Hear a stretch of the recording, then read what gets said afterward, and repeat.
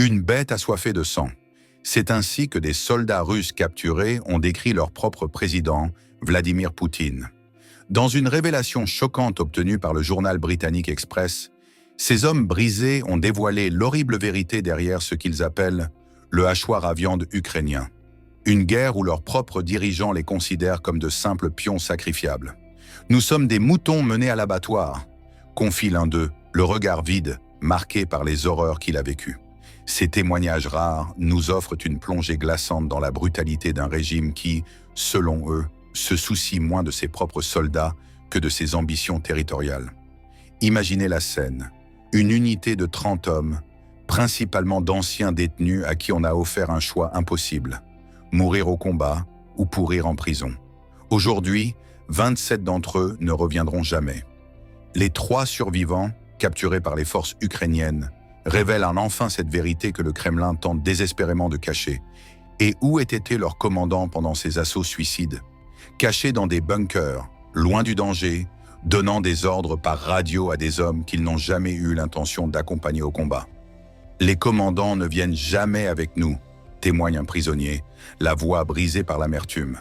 Plus troublant encore, ces soldats affirment qu'ils n'avaient pas le choix de reculer. « Si vous revenez, vous serez éliminés sur le champ », explique l'un d'eux. Le message est clair. Avancez et mourrez pour l'Ukraine, ou reculez et mourrez par les mains de vos compatriotes. Cette stratégie du hachoir à viande n'est pas une simple erreur tactique. C'est une philosophie militaire délibérée. Poutine compense son désavantage technologique par une approche brutale.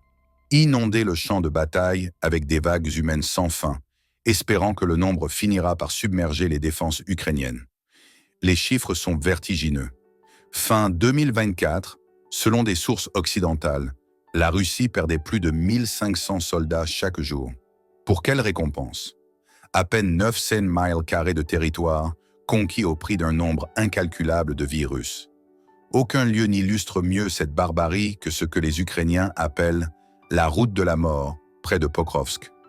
Des images saisissantes, filmées depuis un quad russe, montrent une autoroute jonchée de véhicules calcinés et de corps abandonnés. Dans cette vidéo glaçante, on suit un soldat russe tentant désespérément d'échapper à un drone ukrainien qui le traque. Ses regards paniqués vers le ciel trahissent sa terreur. Dans les dernières secondes, une explosion retentit. Ces cris de douleur marquent la fin de l'enregistrement. Ce n'est pas un incident isolé. Cette route est devenue un cimetière à ciel ouvert, où Poutine envoie vague après vague de soldats, malgré les échecs répétés. Pourquoi s'obstiner? Parce que la vie de ces hommes n'a aucune valeur à ses yeux. Plus révoltant encore, même dans la mort, ces soldats sont abandonnés. Des corps jonchent les champs de bataille depuis des semaines, des mois. L'Ukraine elle-même a dû organiser des équipes pour récupérer les cadavres russes que leur propre armée refuse de rapatrier. Pourquoi ce mépris pour les morts? Une explication cynique émerge. En janvier 2023, Poutine a promis 5 millions de roubles, environ 51 800 $, aux familles des soldats tués au combat. Mais sans corps, pas de preuve de décès et pas de compensation à verser. Une mère en deuil, Paulina Cherkosova, raconte comment on lui a refusé de récupérer le corps de son fils Mikhail, tué à Bakhmout après seulement 2 mois et demi de service. Pour ceux qui survivent, la situation n'est guère meilleure. Des témoignages révèlent que les soldats russes souffrent de malnutrition chronique. Certains ont été contraints de chasser des animaux de zoo abandonnés, bisons, kangourous, même des loups, pour ne pas mourir de faim. D'autres racontent avoir étiré une seule boîte de conserve sur une semaine entière, diluée avec l'eau boueuse du Dniepr. Et pour ceux qui osent questionner les ordres, un système de punition médiéval a été mis en place. Les fosses de la faim. Des trous creusés dans le sol où les soldats récalcitrants sont jetés, privés de nourriture et d'eau pendant des jours. Leur seule chance de sortir? Accepter de devenir troupes d'assaut, les premiers à charger vers les positions ennemies, les premiers à mourir. Cette guerre n'est pas seulement menée contre l'Ukraine, c'est aussi une guerre contre le peuple russe lui-même. Des milliers de jeunes hommes sacrifiés comme chair à canon, leurs corps abandonnés, leurs familles laissées dans l'ignorance et le désespoir. Le plus tragique, cette stratégie ne fonctionne même pas. Malgré ces sacrifices humains massifs, les gains territoriaux restent minimes. La forteresse de Pokrovsk tient toujours, défiant les vagues d'assaut russes qui se brisent contre ses défenses.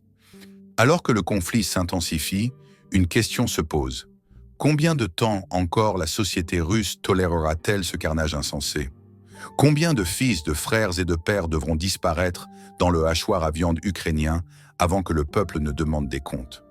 Les témoignages de ces prisonniers de guerre nous rappellent que derrière les statistiques froides se cachent des tragédies humaines.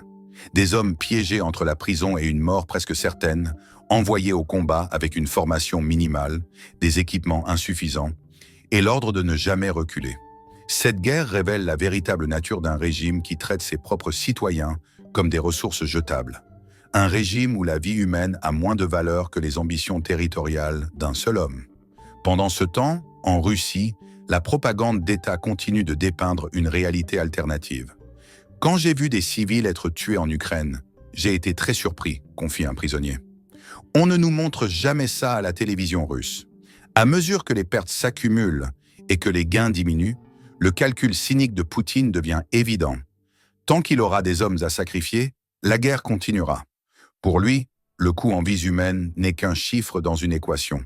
Un chiffre dont il se soucie peu, tant que ses objectifs sont atteints. La tragédie de cette guerre n'est pas seulement dans sa brutalité, mais dans son inutilité. Des milliers de vies brisées, des familles détruites, tout cela pour quelques kilomètres carrés de terre ravagés par les combats. Alors que le monde observe ce conflit qui s'éternise, n'oublions jamais les visages humains derrière les manchettes. Ces soldats russes, victimes autant que bourreaux, pris dans une machine de guerre impitoyable qui les broie sans remords ni hésitation. Pour eux, la capture est devenue une délivrance, enfin nourrie, au chaud et loin du front. Une ironie cruelle qui en dit long sur l'horreur qu'ils ont fui.